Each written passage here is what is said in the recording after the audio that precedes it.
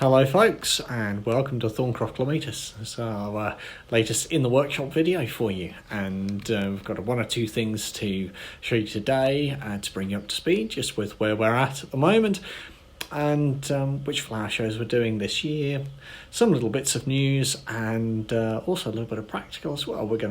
I'll probably do it as a separate video, just a quick video about pruning clematis, because it's very popular, well, not popular necessarily, it's a contentious issue, pruning clematis, and it can be made to seem very difficult. So I'm hoping to be able to answer some questions quickly today while I do that. I'll see how it goes. I might make that into a separate video, do this as two different videos. Anyway, so we'll be getting outside to do that in a few minutes. Firstly, so flower shows is always a very popular question for this time of year. Which flower shows are we doing for 2020? And we've applied for just two flower shows this year. We've applied for the Malvern Spring Festival, so at the Three Counties Showground. That will be super to be there, and we have had confirmation that we are accepted. So yeah, that's super news. We're really looking forward to that. And the other will be Chelsea Flower Show, of course, going back to Chelsea. And again, we have had confirmation that we are going to be there. So we've been given place at Chelsea. That's wonderful. That's going to be our 20th Chelsea Flower Show. So yeah, quite a significant number there for us to reach 20 Chelsea shows, so that'll be absolutely super. We've got some exciting plans to sort of be looking back over the last 20 years of Chelsea and what we've been doing, so that will be quite nice, looking at the history of the different show exhibits that we've put on. So that'll be good. New plans for this year, we've got 2 or 3 that are going to be added to the website, but the most significant other piece of news is the website itself. We're currently working on a new website, so that's going to be launched hopefully for the end of March. There's an awful lot of work involved in putting it together because, of course, there's a large amount of data.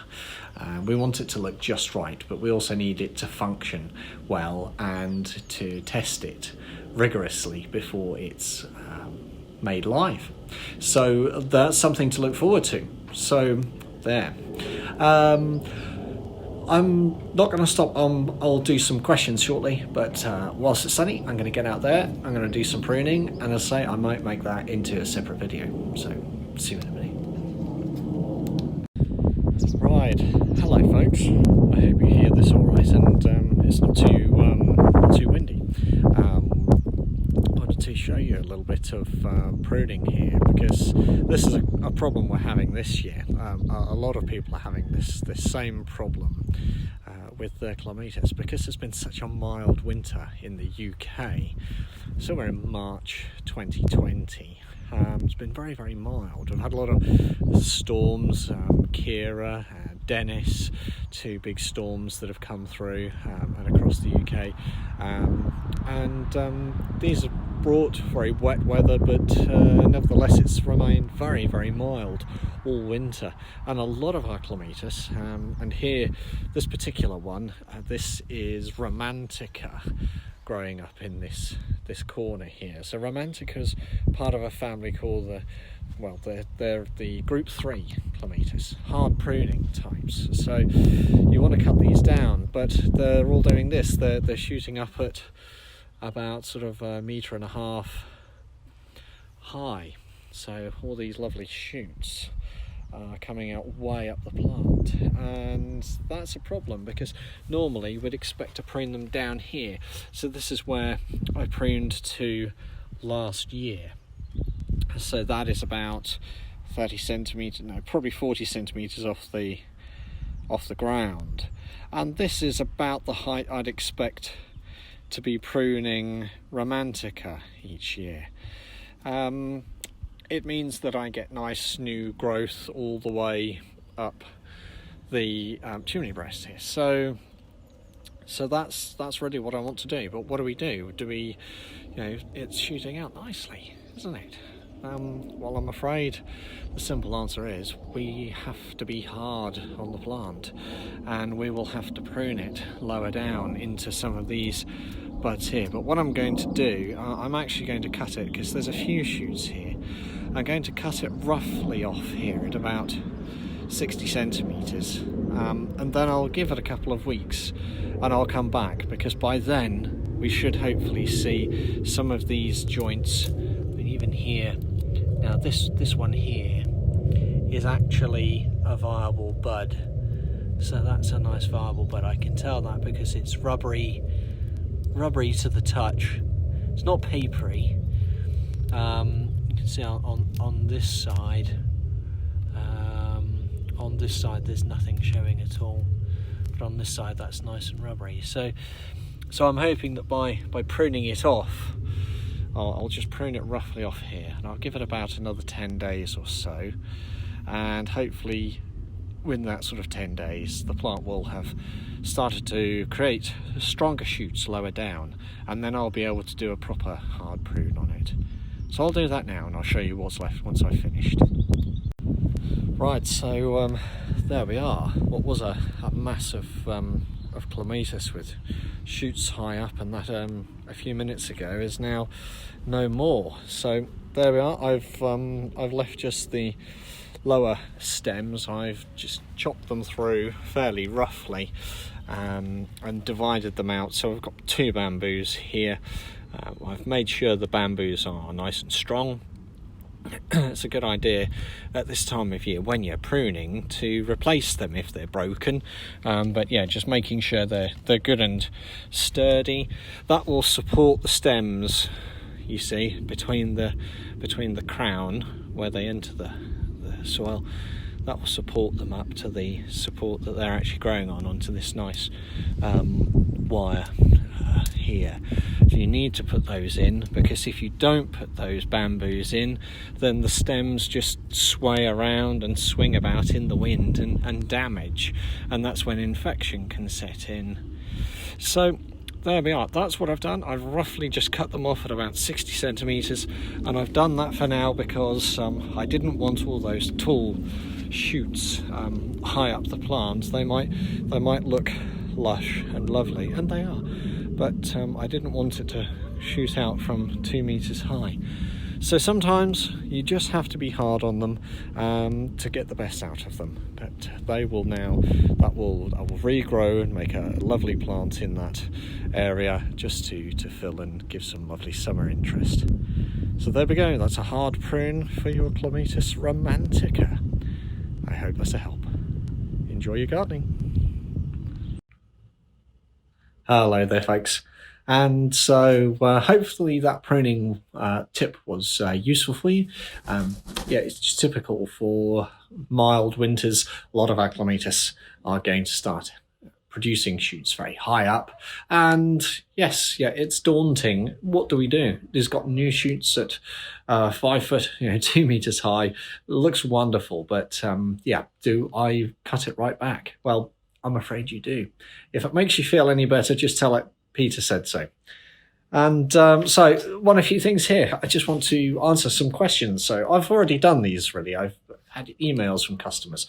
They've asked these questions, and I thought it was just useful to pass these on to you. So latest ones. Lovely from Susan in London. I have a courtyard space with a bit of a microclimate, which is 2 or 3 degrees warmer than even the suburbs. And the plants are going to be up against walls of a property. Do I need to harden them off before planting? And yeah, that's a good question. Where are we now? We're the 2nd of March now. Largely the weather has been very mild, and because we grow under polythene, it's most of the plants are getting fairly typical temperatures similar to those that we'd be getting outside. So I would say for a situation like that, it's probably not so necessary to harden off so diligently as you would perhaps in a more open, exposed garden situation. Because obviously this plant or plants are going to be very sheltered. They're against the wall of a property, which no doubt is going to be heated. that would be absolutely fine to be putting them straight in. Another one here was from Barry, and he was asking for some recommendations for plants to grow on a west-facing wall, and he's gardening over in Norfolk. So I've given a little list of plants here for Barry, some recommendations, some that I've grown successfully on a west-facing wall, and with a variety of flowering times through the year as well.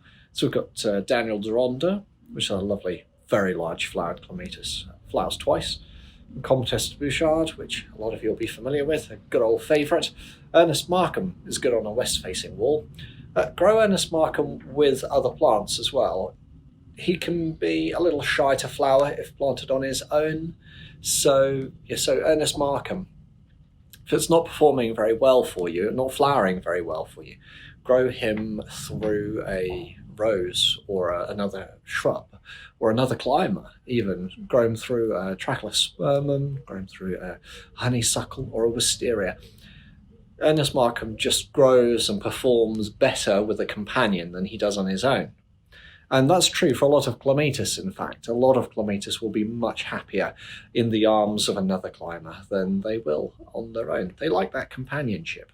They are, after all, natural companions in their natural and wild environment.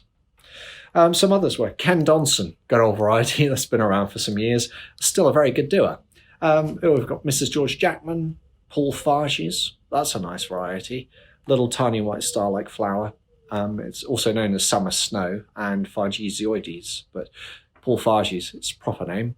The President, can't go wrong with him. Anna-Louise, Montana Elizabeth and Grandiflora, Blue Angel, Blekitny Aniol, to give it its correct name, Blue Angel. That's a lovely, wonderful Polish viticella type of clematis. Very, very good for late summer flower. And also Kermesina, another good viticella. Madame Julia Correvon is again a good viticella. A little more compact, that one. Julia Correvon. She'll make a lovely prolific plant in a modest space. So it doesn't have to grow up to 12, 15 foot. That one will only grow probably, Julia Correvon, to about probably 6 to 8 foot. And lastly, Purpurea Plena Elegans. PPE as we call it. It's a lovely plant and very good for a west-facing aspect. So there you are. There's just a few of those that I recommended to Barry from Norfolk. And what was the last one here? Was a feeding, liquid feeding. So this person's got a situation where they have plants growing in containers together. The clematis they have is Florida Sieboldiana growing alongside Trachelospermum in one pot, and in the other pot it's growing with a hydrangea. So how do we feed? Because we've got Trachelospermum and the hydrangea to think about as well in both pots. So for the pot with the Trachelospermum, I'm suggesting that you use bone meal in the spring to give a bit of a root feed. It's a very good root fertilizer. We'll get the roots growing strongly early in the year. So that will be good for the both of them. And then, of course, you can give a liquid tomato feed, probably about once every 2 to 3 weeks from, well, when you start to water in the garden, carry that on every 2 to 3 weeks through till September. And then the hydrangea pod, do a similar thing, but keep the liquid feeding down to about once a month. Of course, with hydrangeas, sometimes you'll feed them with a hydrangea colorant. That may have strange or different effects on the clematis, so I'm not quite sure how that would affect. It would pay to sort of try it as a weak dilution to see if it had any negative effect on the clematis. But if you're not feeding with the colorant for the hydrangea, just feed bone meal in the spring, and then once every probably month with a liquid tomato feed, like Maxicrop or Tomorite. There we go. So there's a few questions answered. If you've got any questions, post them in the comments at the bottom of this video, send them over to us by email, or get us on Instagram, Twitter, or Facebook. Anyhow, I'll see you in the next workshop video, and news next will be, hopefully, new website. I'll go and finish it. Take care. Bye for now, folks.